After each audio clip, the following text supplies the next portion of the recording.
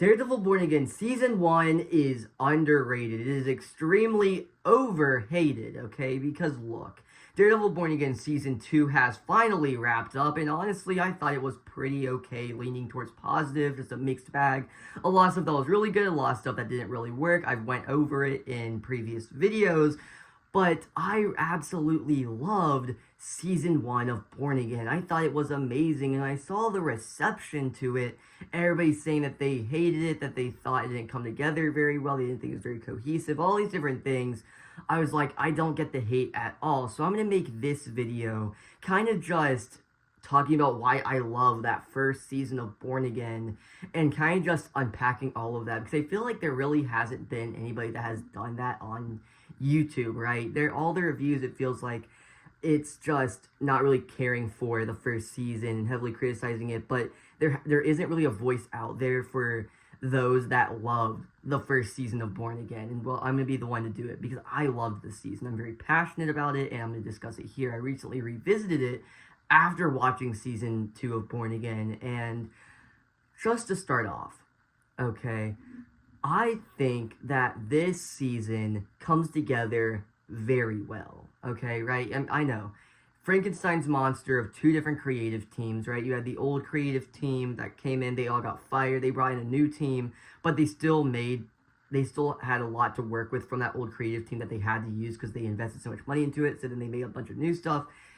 had to pull it all together with two different creative teams, and we got season 1 of Born Again. But I thought it came together so well, and I thought I did such a great job of reintroducing these characters, introducing new characters, and really building them out within this world. And what I think season 2, as much as I like to criticize that season, and as much as I do criticize that season, I do think that season did a great job of where season 1 introduced a lot of those new characters. Season 2 did a great job of really building out those characters, right, and their dynamics and everything, like Buck and Daniel, and by the time you get to Buck killing Daniel, there's a lot of impact to that moment because these characters have spent a lot of time together. You built on them a lot more in this second season. And this first season, I think, was mainly concerned with Matt and with Wilson, okay? Because, they were just reintroducing them, trying to get those people from the Netflix show back on board. And how did they do that? Well, they focused a lot more on those core characters, while I don't want to say neglecting the new characters, but maybe not just giving them their own time to really build them out, right? And I'm just going to make a point about this later, about how the season should have been longer. We could have avoided this point completely. But just to start off, right, there's this scene in episode 1, right, where it's Wilson and it's Matt. They're in this diner, they're talking, they're catching up. And it is just this really great scene, and it's effective in two different ways. Number one, it's effective because it does a great job of catching you up on where they've been. You get to catch up on where Wilson has been, right? With Echo, with him trying to mentor his daughter. I don't know. I don't remember anything about Echo, right? And he was in Hawkeye, I think. I don't remember either of those shows very well, but it does a good job catching you up on where Wilson's been and where Matt has been. And also, right, Matt has put away the costume. He's put away the Daredevil persona and everything, right? He put up the suit. He's not being a vigilante anymore. And so it does a great job of catching up on both sides. And the interaction is so great and is so well done and so effective because you can feel that shared history between these two characters. Even Fisk admits, he says, it's not entirely unpleasant to see you again, or something along those lines, right? Because there is that shared history, and they address that, and it's done so well because it catches you up on a lot of things while also just making you feel the shared history between these two characters, so then you can carry that through the rest of the season, right? And then the way they handle Frank Castle in the first season, I think, was brilliant, okay? Because there's this scene, right? The AVTF is starting to wear the Punisher logos and all that, even because Matt found it on the bullet casing, Frank's logo. So then he goes down and finds Frank, and they have this really great interaction, and I really think it shows off, again, how great the shared history between these two characters are, how great the performances are, and they just work off each other brilliantly, really highlighting that separation in morality that these characters have, right? And I really think that Foggy's death and what they do with Bullseye is a great pressure point for that diverge in morality, right? Because you have Frank talking about where Matt's like, well, he got life, and then Frank's like, oh yeah, did Foggy get life? And it's like this such a great and just powerful interaction that has so much heavy dialogue that hits so hard. It hits hard emotionally for both of these characters, you know, especially the way it's hitting Matt. I mean, it's my favorite part of the entire series. It's one of my favorite scenes in the entire series, where it's just that interaction, because it really just shows off how great of a performance Charlie Cox was able to give within this character, and why he truly is one of the best comic book castings of all time. Okay, where I feel like in season 2, where he's in hiding until like the last bit of the season, he didn't really get to do too much. He got to do a lot as Daredevil, but Matt Murdock, the person, was underutilized. They didn't do very much with that, even though I do think what we did get was very good. And so that was a very, very great scene. Also, something I thought was great was the arc that Matt goes on within season 1, where right after the fight with Bullseye in the first episode and the death of Foggy, throws Bullseye off the building, he puts up the suit, you know, and he doesn't get it back out until about midway through the season, until some episodes have passed. And it's such a powerful moment when he decides to put it back on, because you know how much Foggy meant to him, and you understand, right? You understand what has gotten him to put back on the suit, how big of a decision this is, and how big of a step this is for his character. And then you have the thread with Karen and Matt and Karen's relationship, where in season 2, we didn't really get much of that, the relationship between Matt and Karen. I thought that element was just not very well done in season 2, wasn't given very much focus or really worked with that much. But in season 1, even though she's barely in season 1, I think her presence looms over the entire season. Hell, she has more of a presence in season 1 than she does in season 2, and she is in most of season 2. Let that sink in for a second, okay? At least that's just my opinion, you know? And now I just kind of want to go to the character of Wilson Fisk, because, I mean, again, D'Onofrio, one of the greatest comic book castings of all time. Just absolutely incredible in this role, in this character. And he gives such an interesting performance in this season, where, right, he has to hold himself back in a lot of ways, because he is now in this much more public-facing position. He has to be there for the city. He has to be this mayoral figure, right? I mean, obviously, he's still going to try to push his criminal enterprise, but he has to still jump through a lot of hoops to get things done. He has to go and let a bunch of kids sing to him in this school, right? Because he is the mayor now, and he has to do all these sort of black tie events. You know, it's really interesting to see and watch. And I thought that was very, very well done. And then, right, he's doing this much more subtle performance as he's settling into this role. It's even more like a fish out of water story, right? Because he doesn't know how to sort of move around in this world, right? This fish out of water story where he doesn't know how to get things done, right? Because yes, he has more power, but how is he going to traverse this world of being this mayor and in this different position with different rules and different boundaries, all these different things? And also, then by the time you get to the last episode of the season and he crushes Gallows' head, that is such a powerful moment, because it is this power keg just exploding, where this is his first, like, really big act of violence on this, like, monstrous of a scale, right? Because, I mean, throughout the season, he goes underground, you know, and he beats down on Adam and sort of tortures him. But this was the first time he's not doing it in the shadows, right? Obviously, it's not in, like, public or anything, but it's in front of a bunch of people, the AVTF, and he just crushes this guy's skull, and it's like this big, like, monstrous act of violence that really shows the Kingpin is back. And I thought that was an incredible scene, all right? And I just want to focus on something I think what is heavily overlooked in the first season is the relationship between Wilson, Fisk, and Vanessa. Okay, because when Fisk was gone, Vanessa sort of hooked up with this other guy, right? Adam.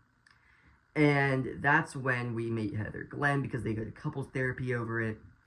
And it's just those scenes I think are so great, so well done, and are such a powerful display of the relationship between Fisk and Vanessa.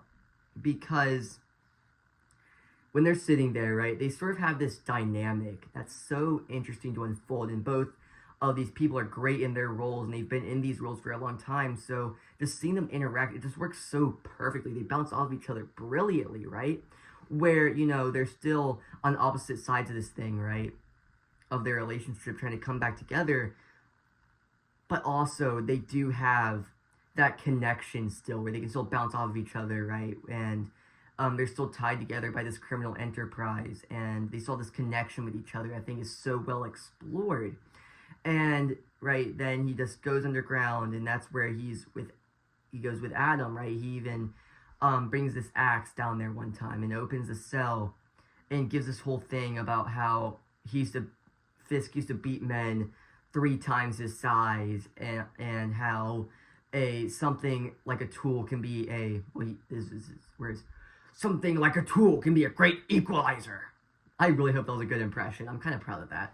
But so he hands him the axe. It's this really powerful moment, right, where it's that, and it's intercut with what Matt's doing. It's just it's so incredible the way they managed to put together these 2 arcs between Matt and Fisk, and really just binding together their relationship and the connection they have of vigilante and arch enemy of sorts, you know?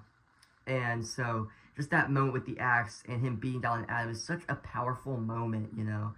And the way he uses Adam as a tool to take out his anger, to act on and to really just blow off steam when he has to, in the public eye, be this mayoral figure and do all these things. He can go underground and let out his worst, most violent impulses on Adam. I thought that was so effective. And then him bringing Vanessa down there, Vanessa killing Adam, I thought was a very powerful moment in signaling that connection between Fisk and Vanessa, them finally coming back together fully, okay?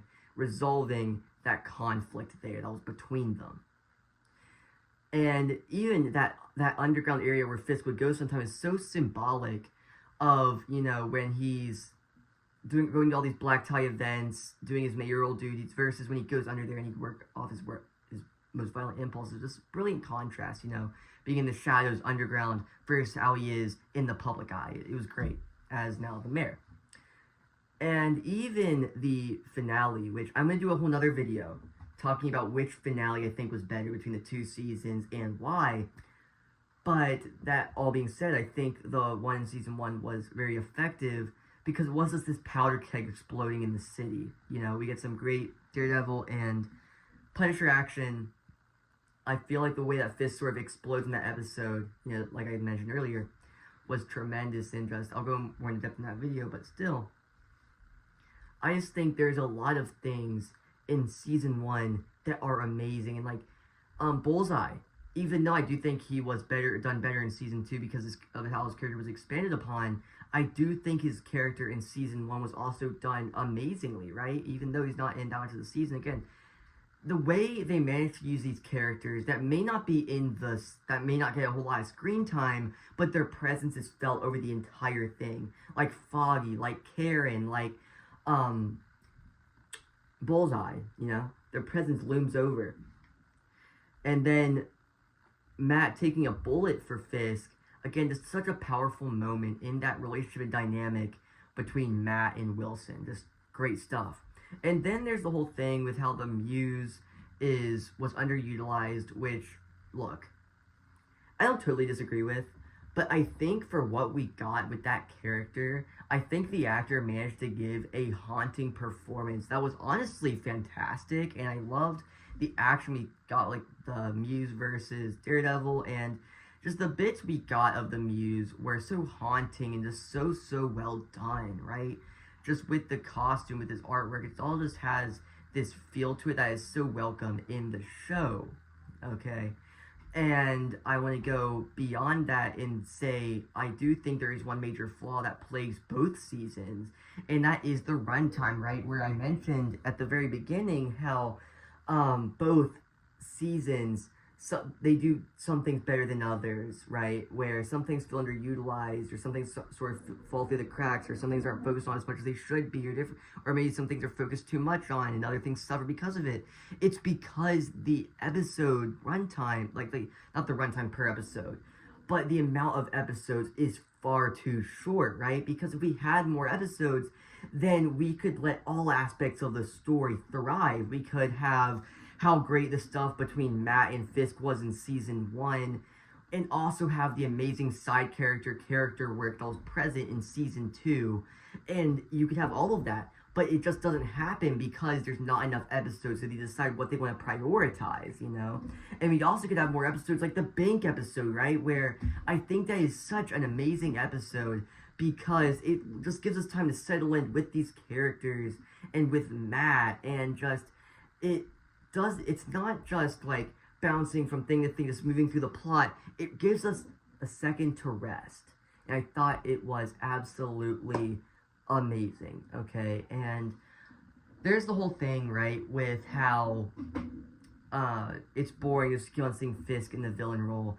I actually disagree, because, I mean, at the core of the story, it is Matt and Fisk. So if we keep on seeing that unfold and they keep on doing new and original things with his character, I think that really works. I think they should keep on doing that. And I think it is brilliant. And I could see Fisk being the main villain for the rest of the time this series goes on, because D'Onofrio is incredible in this role, and I love seeing what they're doing with his character. Whether he is just the kingpin or whether he is the mayor, just all these things, it's so well done. And also just on a quality level, I thought season 1 was a bit better as a whole. I thought the show looked a bit better, if I'm going to be completely honest here. And I think the writing was maybe a bit stronger in the way that they handled threads of the story and things like that. I thought season 1 was so much stronger than season 2. So if you haven't seen anybody just absolutely glaze season 1, then I guess I'm here for it or whatever. I don't know. I had fun making this. I love season 1 of Born Again. I've been obsessed with this show. If you made it this far, thank you. And yeah. So if you guys enjoyed today's video or any of my other content, please consider subscribing, and I'll see you in the next one.